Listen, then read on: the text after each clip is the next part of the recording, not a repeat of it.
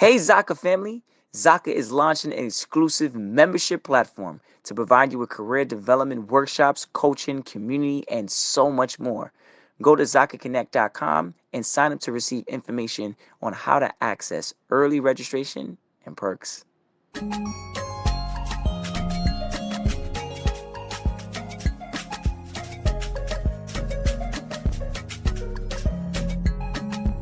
Hello, everybody. This is Paul Herman, the Prince of Motivation and host of Zaka Presents My Journey. We're creating this vulnerable and positive platform where you get inspired and motivated from different leaders from our community. Today, our guest is Edgar Palacios, who is the product and partner delivery leader at Eightfold AI. Edgar, welcome to the show. Hey, thanks, Paul. Thanks for having me. Pleasure's all ours. I mean, definitely want to dive into this whole AI thing. I know it's a big thing nowadays, and you might not be able to give us all the insight. But before we get into that, let the listeners know a little bit more about your background and where you're from, where you grew up. Sure. I grew up in New York. My parents are from Costa Rica. So yeah, not much to the story, right? I grew up in Queens, New York. Was born, quite a while ago. My parents. I'm a child of immigrants. And so it's always been, part of who I am, sort of this hybrid of, Latin American culture or Latinx and part New Yorker and American, right? It's part of who I am. Mm-hmm. And how was the lifestyle growing up in Queens? Did you feel like you were close enough to the culture? Like there Uh, was a lot of Costa Ricans out there? no, there's not that many Costa Ricans out there. I'd be surprised if you met any.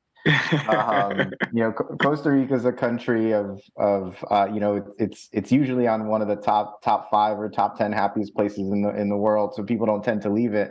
My dad was just looking for opportunities and something different than I think that his siblings had. He's the only one that moved to Costa Rica, and so very different for me growing up. My elementary school class is pretty diverse actually. When I think back on it, pretty good mix of Latin, of white, of black, of Indian and Asian. Really good mix, and I, when I think back on it, very fond memories and super blessed to have had that exposure early in my life. And could you talk a little bit more about the culture in Costa Rica?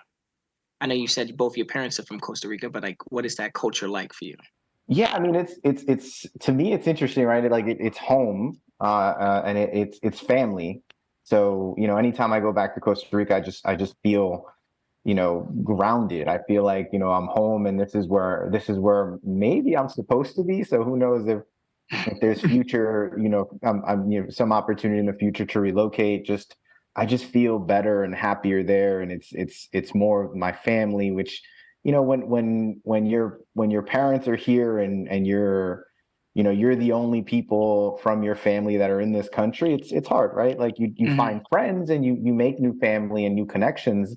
But my real family is in Costa Rica, and it's they embrace me every time I go back, and it's an amazing experience for me. It's always good to have that type of community when you go back home as well. Sometimes a lot of the immigrant families might all migrate over to the States, but it's good to go back home, to the roots of it all and actually have time to be with them and just dive into the culture and, the culture, the food, everything. I could only imagine what the lifestyle is out there.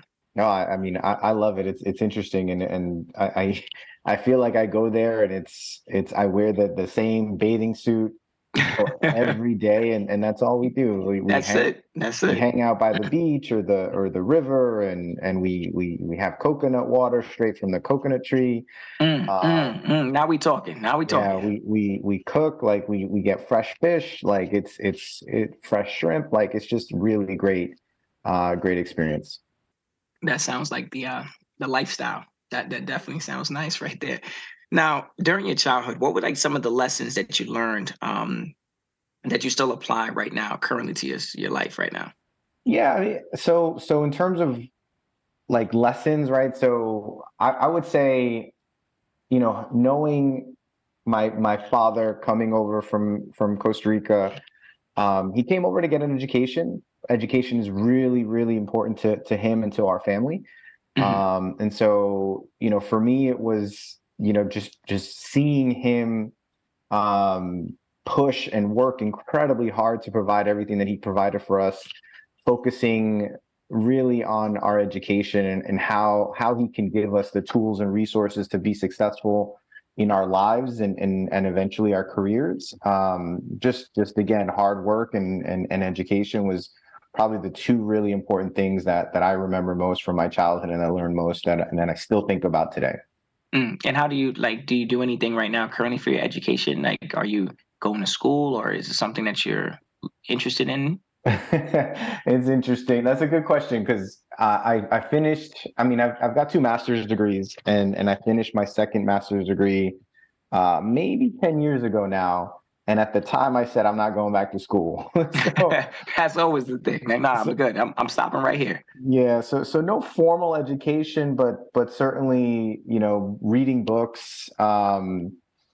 Reading books, reading podcasts, talking to friends and people in my network that just have different and valuable insights and True. experiences. Because they're easy to find, right? Once you start looking through your network and you want some insight into something, you can find someone really fast. And people are really, obviously this is why I'm here. People are really happy to talk about themselves, right? Hmm. So Hmm. so all you got to do is reach out and say, "Hey, Paul, can you tell me about your experiences in dancing and starting your own dance company? What is that like?" And Hmm. dude, you would probably spend 2 hours, 3 hours talking to me about what that's like. Hmm. And so it's education doesn't have to be in a classroom, doesn't have to be academic. You can get an education, from anyone, and that's my approach now. So no formal education. I don't have anything in mind that I'm planning to take. I have been getting a coach. I have an executive coach right now. Okay. He's been great. Just kind of coaching me through some of the things that we're going through as a tech company. I'm sure you've heard all the news, tech layoffs and organizational Hmm. restructurings. I've been blessed not to be impacted by that, but he's been someone that's been coaching me through how to navigate, new role, new responsibilities, and changes in the organization. Mm. I like how you said about this being always being a student. I feel like when you're a student of life and you're just going through whether it be corporate jobs, relationships, like it's you're always advancing more when you're studying and you're paying attention to the things around you. So it's and you're always seem from what you were saying right there, it sounds like you definitely go looking for the answers. You're not like it'll come to me hopefully. You're like nah, I'm gonna go get it. And that brings me to the next thing. I know that you definitely have a lot of experience when it comes to leadership. Like that is like your name is connected to the word leadership, right? And I want to kind of talk a little bit more about that. Like, where did that come from? Like, where did you start to realize? When did you start to realize, in a sense, where you were going to be that person? Yeah, look, I'm not sure that my name is connected to the word leadership, right? I certainly don't think about it that way. But I think my journey is probably in two parts. I would say, right? First part is high school, college. What does my early career look like? At the time, and we were just talking about it, right? At the time, the lessons that I learned from my parents and the people around me were really focused on what having a growth mindset, right? So for me, having a growth mindset is incredibly important. I use it day in and day out, and that's what continues to grow and expand my way of thinking, my way of being, right? So growth mindset, my willingness to work harder than the next person. I've worked incredibly hard, and because I've seen my parents work incredibly hard, and I've learned that from them, and it's something that I apply. Um, and it's those two things for me. I was doing them without even knowing that I was doing them. So it's Mm-hmm. interesting to say, I'm a leader. I wasn't trying to be a leader. I was just trying to, continue to learn, continue to grow and work hard and drive towards high quality, right? Homework I had to get hundreds, right? Like, what does that look like? I had to get the A plus. And so I didn't know I was being a leader, but in hindsight, and in conversations with former classmates, right? They would, they say things like, "Man, you just always set the bar high," and I'm like, Mm-hmm. Mm-hmm. and they would strive to the level of effort or quality that I would try to do. And I didn't always get there, but at least I was setting a bar and setting the bar high, and people would try to follow and try to achieve that same level. So, the early journey, I didn't know I was being a leader.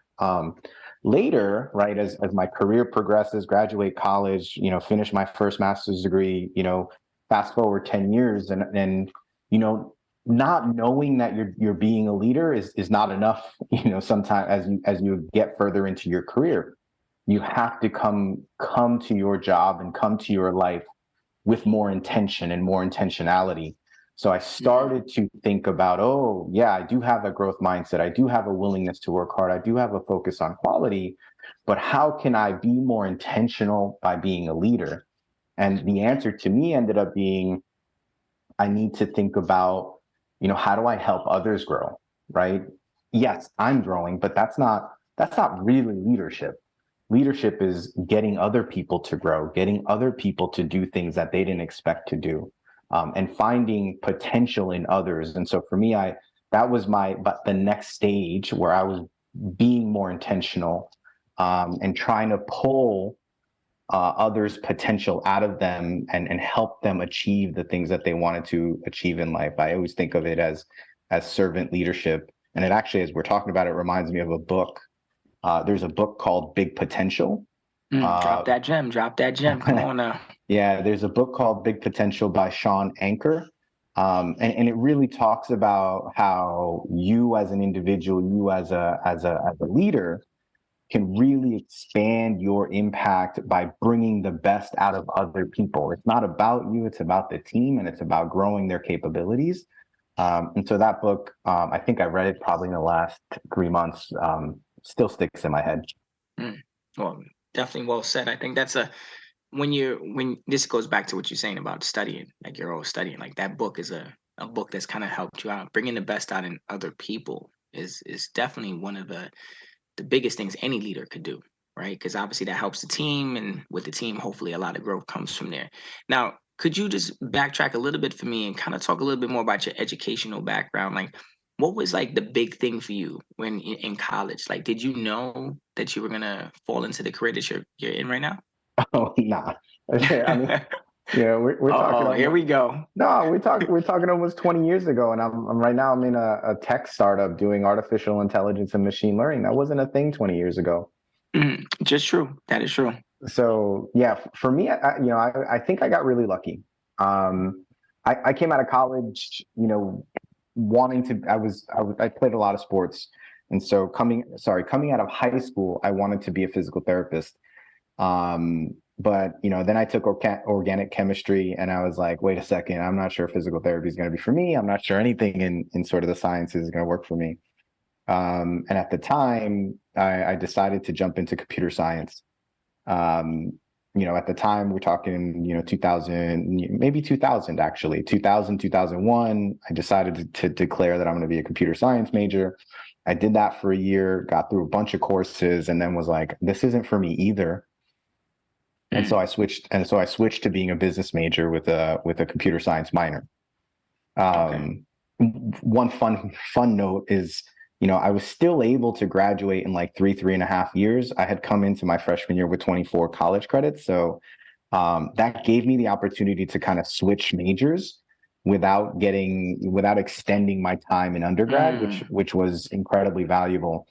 But yeah, I bounced around quite a bit in my undergrad in terms of declaring a major. I ended up in business, and then I ended up also not wasting my computer science courses. I was able to talk to the dean of computer science, and he was like, yeah, absolutely, we can apply your undergraduate computer science courses towards your master's in computer science.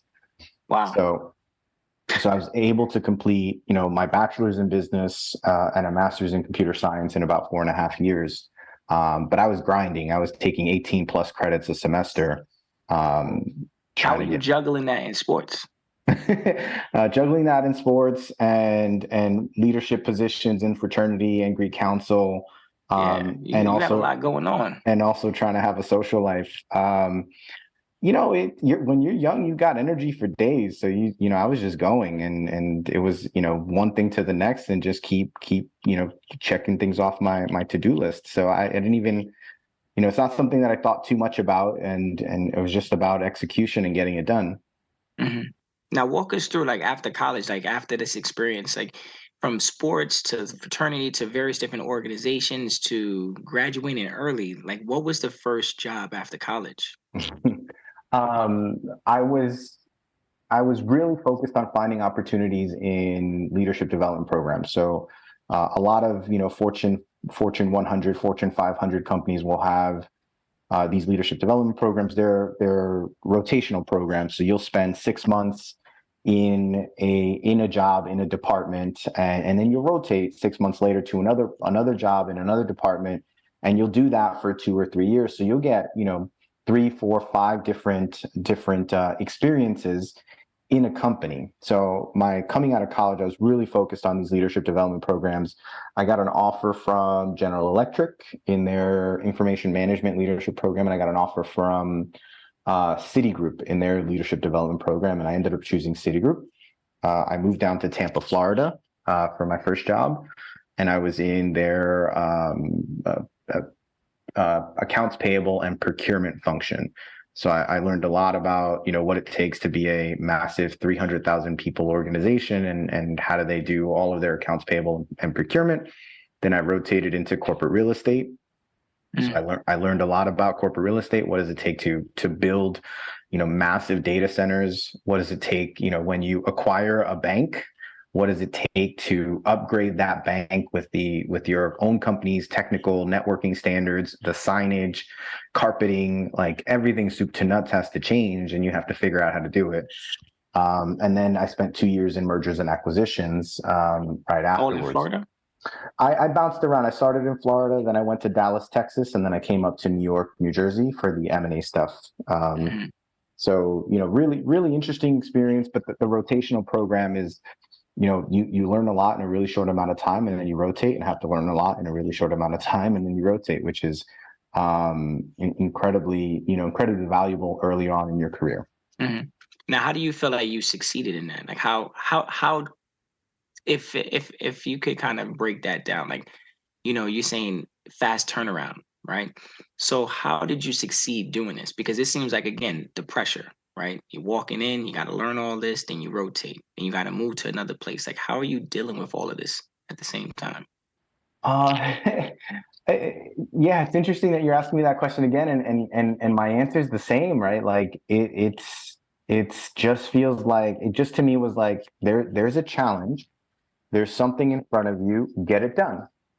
Okay, yeah, Yeah, okay. and it's interesting because I'll tell you a fun story, right? So in high school, from junior year to senior year, I was playing football of high school, and I gained a bunch of weight. I started working out really hard, and I gained a bunch of weight. I had a really good senior year of high school playing football.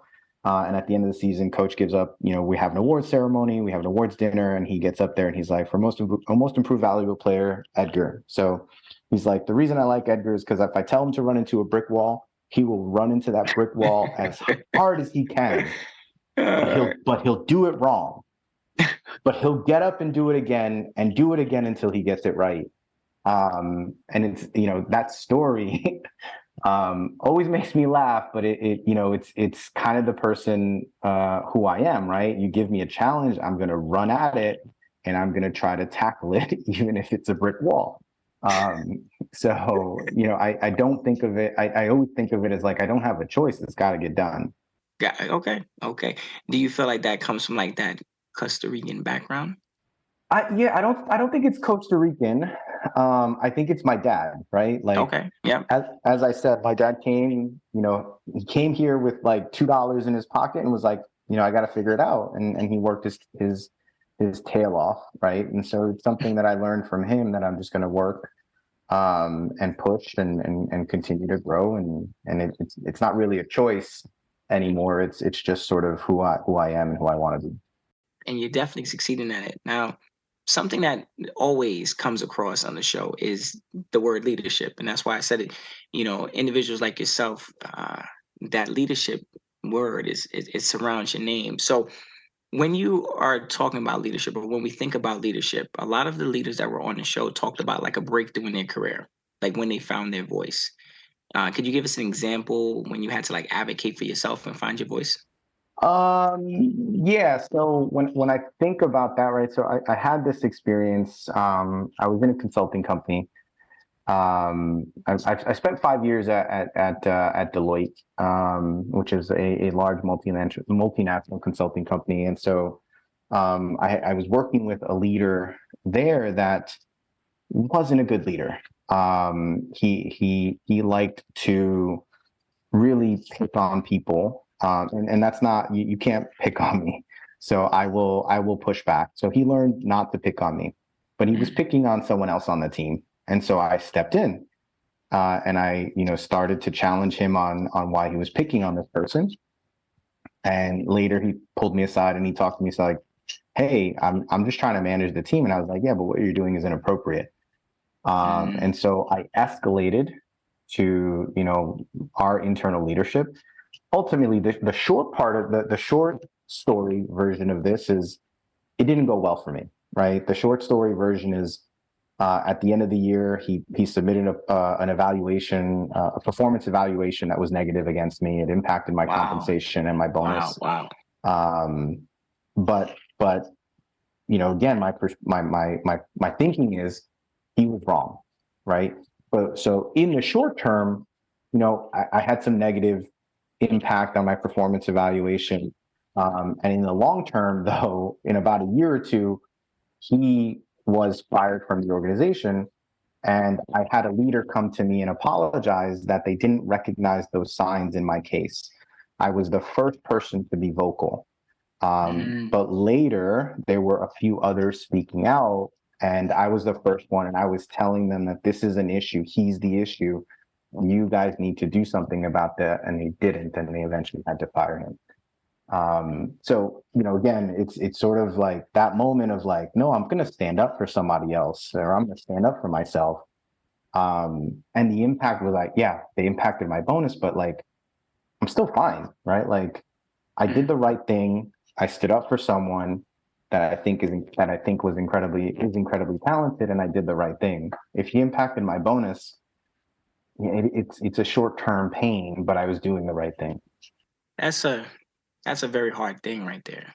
And I want to kind of dive in a little bit more and ask you like I know you said it took a year or so until he got fired, but like how do you bounce back from that? This is when we talk about like immigrants trying to find a voice in the office and they try to step out of their comfort zone, they try to voice their opinions or their thoughts and they kind of catch like some type of backlash just like this. How do you bounce back from something like that? And again, maybe I'm still that dumb football player that's going to run into a brick wall.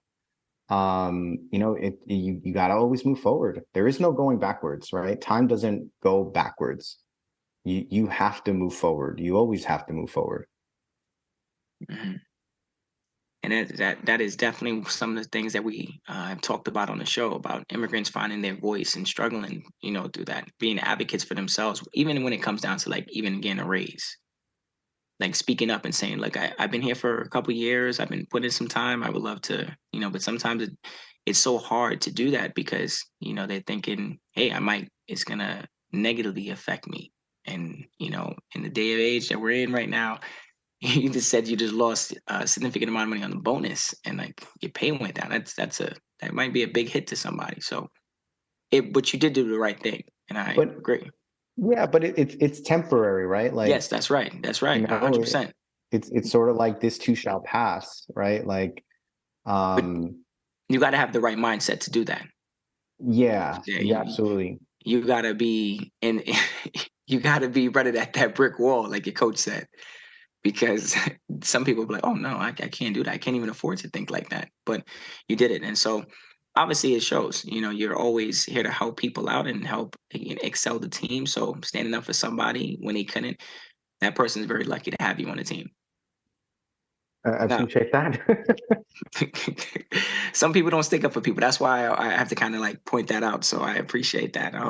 Now you were the manager in human capital at and you worked in human resources, right, at one point in time, and still, um, what inspired you to move into that field? Yeah, that's a good question, right? I don't think I was inspired to move into HR. My story is, I think I mentioned I was doing mergers and acquisitions earlier in my career, and then I moved into UBS, into a compliance function, right? M&A is notorious for being a considerable amount of hours, um, and so I moved into this compliance function, and then I was identified as a high potential within my company, and I thought I was assigned a mentor, and the mentor said, "Hey, we have this role opening up in HR." She thought I'd be great for it because of my M&A experience and my ability to do project management. So I interviewed and I got the job, and I always tell people I fell into human resources, Mhm. and the role was doing a large organizational restructuring for UBS. And it was incredibly valuable opportunity. I learned a whole lot of information, and I always tell people I learned in 6 months what most people learn in HR in about 6 years. So learned a ton of information about HR, and the hiring manager found different ways to keep me and transition me from being that project manager to a business manager, grew into the chief of staff, and then shifted over to doing HR transformation for Latin America. Um, but I fell into HR, and I don't do the traditional HR when you think about like an HR person, right? I don't do um, employee relations. I don't do that kind of stuff. I do more of or I used to do more of the HR operations. How do you structure your organization? How do you make sure that your organization is set up in order to manage the ongoing constant changes that your employee population is going through? Mhm. Um, so yeah, that's kind of my role, which is a little bit different than sort of a traditional HR person. Okay. Now, something I want to kind of go back to. I'm still on that guy, right? That leader, because we're talking about leaders and leadership. As a Latino leader, right? How do you manage your team, like versus how some of your past employers have done? Like, how do you make that connection to people? I see. I, I don't see it that way, right? I don't see it that way as like I'm a Latino leader and I have to figure out how to make connections with people. I, I see it as like I'm a person, um, and I have to make connections with people, which is easy when you think about it that way, right? Like, how do you normally make connections with people? You tell them a joke, you tell them about your a little bit about your life, that you have a child, that you have aspirations, and you make it personable, and then they tell you the same thing, and then you build a relationship, right? So it's not about me being a Latino leader, it's about me being a person and being personable, and helping them, right? So I try to bring down the stress because there are power dynamics involved. So as a leader, Latino, Black, Asian, white, it doesn't matter. As a leader, there's power dynamics. So your direct report is always going to see you as their manager. And so, how do you bring down some of those stress levels that they might have in interacting with you and raise their trust in you? Right. And that is for me becoming, more personable. And then, as I said earlier, right, how do I also enable them to be successful? How can I unblock, anything that's getting in their way, and then unlock their potential? And is that a hard thing to do for a lot of people? Do you feel like the people are hard, don't even know their potential? I think it depends. Um, there's a lot of there's so many different kinds of people at so many different stages in their career, there's no short answer to that. Some are really confident in who they are, some are not. And so there are different needs that people have, and it's about the personal part, by me becoming a person to them, not a Latino person or whatever. By me becoming a person, and a person that they trust, we get to figure out together what those needs are, and I get to focus on exactly what it is that they need to continue to grow and develop. So it's more complicated than hey, people need this. No, I think Mm, it's everybody has their own unique needs. true. Okay. Now, in your career, like you've traveled around a lot. You've been to a lot of amazing companies, worked with some really great people. Like, how do you feel about the Latino representation in corporate structures? Let's. I think that's a tough question, right? I've seen Latino or minority representation in corporate America, right? Obviously, I'm an example of that. I think companies are trying to do. I think companies are trying to um, be more inclusive, right? They're trying to be Mm, more open. They're trying to focus on DE&I or diversity, equity, and inclusion. Um, and some are achieving it, and some aren't. Um, and I think it's interesting when you think about it as today, right? Today, there's only a certain amount of talent available, and if of that talent only a certain portion is minority or Latino, right? So companies can only go so far in hiring because the talent pool is limited today. I think what we need to probably do in this scenario is think about what is if we think about it as a supply chain, right? Where does talent come from? Talent comes from, getting a good education in, first through eighth grade, getting a good high school education, focusing on potentially STEM and college, right? Like, what does that look like? It's not just companies are trying to do it today, but some cases that they're challenged because the talent it may not be available, and the diverse talent mm, isn't available. So I think we have to look at I see. some of the early life development and early life education, and figure out what's going on there, right? I'll give you an example, right? When I think about it, um, have you heard of the CHIPS Act? No. So Congress recently passed the CHIPS Act. The CHIPS Act is intended to incentivize technology companies to build factories, semiconductor and computer chip factories here in the U.S. The reason for that is during the pandemic, we had these shortages of Yep. chips, That's and right. they're all overseas. So Congress passed the CHIP Act to incentivize,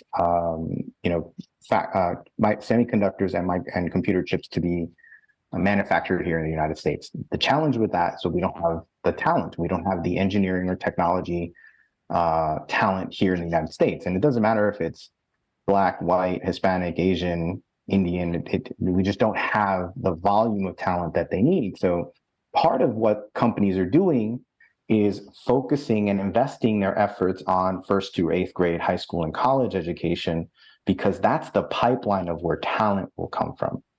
Um, Mm. so, I'm not sure that I'm answering your question about how No, I you feel are. about Latino representation. I think it's You're also giving an answer to how to fix it, like yeah, how to get more in there. You yeah, know. it's a multivariable problem, right? So I think companies today do need to focus on DE and I in hiring today. They also need to focus on investing in early education. They also need to look at instances where the pandemic, during the pandemic, or even this recent round of technology layoffs, minorities are the ones that are first impacted typically by these layoffs. So companies make advancements in their DE&I efforts, and percentages go up, and then there's a downturn, and then they regress back to the mean, right? So how do we, it's a multivariable problem, that needs a lot of different tools and different focus areas to improve. Mm. And each company is going to do what they need to do to kind of make that happen. But that's a great way of putting it. So, like, if a company is located close enough to like something in the inner city, like for example, like GE, would connect to like schools locally in the inner city and kind of get them going. Maybe have some leadership programs for them to hopefully get them into a good college nearby, and then from there, hopefully come working for them. Having that. But I get you starting off earlier would be the best thing to do versus just trying to recruit at that level. Um, Yeah, and I don't want to frame it as it's the best thing to do. It's you got to do all of them. You True, you can't. got to, yeah, you got to be recruiting in all different aspects. Yeah, you got to recruit and hire today. You have to think about pumping, filling the pipeline for the future. So it's an incredibly complex issue. Mhm. Now, tell us a little bit more about your role at Eightfold AI. Tell us a little bit more about the mission, the company, and what do you currently do for them? Gotcha.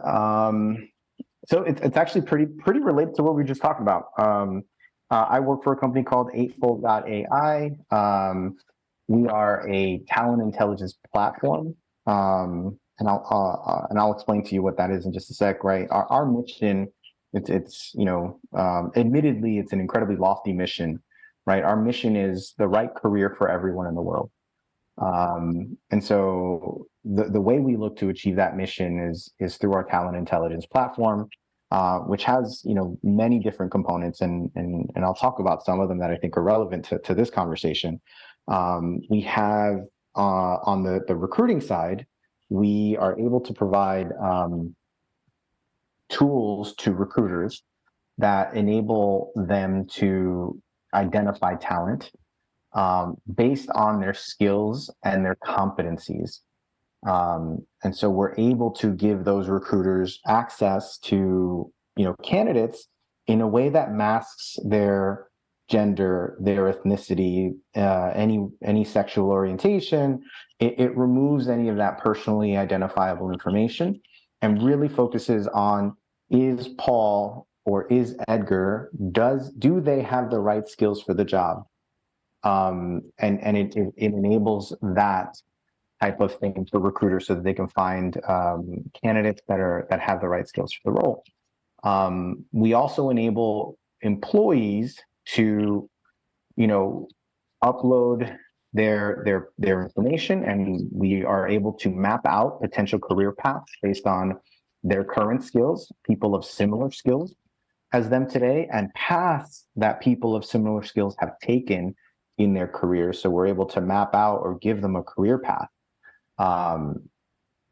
We also work with government organizations. We work with the New York Department of Labor. We work with Indiana Department of Labor. We just started working with the Florida Department of Labor, where we give them workforce, what we call it workforce exchange. And I'll kind of back up before I explain what that is, or I'll tell you a story. Right, part of the reason I work for this company is at the beginning of the pandemic, I was at Deloitte. And Deloitte, one of the partners had been contacted by the head of HR at a large retail company, and they said to this partner, we're going to lay off about 1,000 people. Can we give you the names? And can you, Deloitte, with your network, try to get them hired at another retail company? And so this partner was like, okay, we could try to do that. And after about 2 or 3 or 4 weeks of trying to figure this out, we couldn't get anywhere with it. In the meantime, I'm interviewing with Eightfold, and what they did is, over about a week or two, is they built what we now call Workforce Exchange. Workforce Exchange does what it sounds like it does, right? It brings in employers and their open jobs and potential candidates and their skills and matches them in an exchange, right? So we work with government entities like the Department of Labor that are really focused on reducing unemployment to help give them this exchange where hiring companies can find qualified individuals with the right skills and get them hired. And so knowing that my company, before was able to sort of figure this out in a week or two and has scaled it in a way that government entities can now use it, like legitimately use it to reduce their unemployment levels, is one of the big reasons that I joined our company. Does that help? No, you're breaking it down. You're breaking down the whole thing, top to bottom. I Yeah. appreciate that.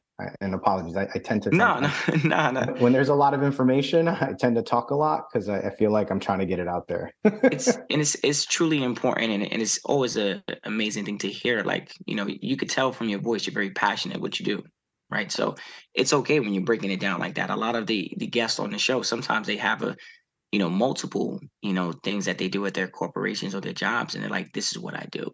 And everything that you guys are doing is always impacting a larger group of people. It's never like a self thing. Like I do this because I just do it. No, it's like, no, I'm doing this because it consists of this. I help out this person and these group of people. I help bring people up. Do you do any mentorship at your job currently, like helping other people? Uh, well, kind of informal mentorship, right? So I have Mhm. informal mentoring relationships with some of our very junior resources that were recently hired. Okay. But I don't have anything formal. Mhm. Um, Now, when you talk about the word, or when we talk about the word AI, right? It's a big thing now. It's like it was always around in a sense, but I think that now it's starting to go a little bit more mainstream, and some people get worried about it. It's taking away jobs, or it makes things a little bit easier at times, depending on what profession you might be in. But like, or what do you think about like AI when it comes to like screening process, you know, and recruiting people?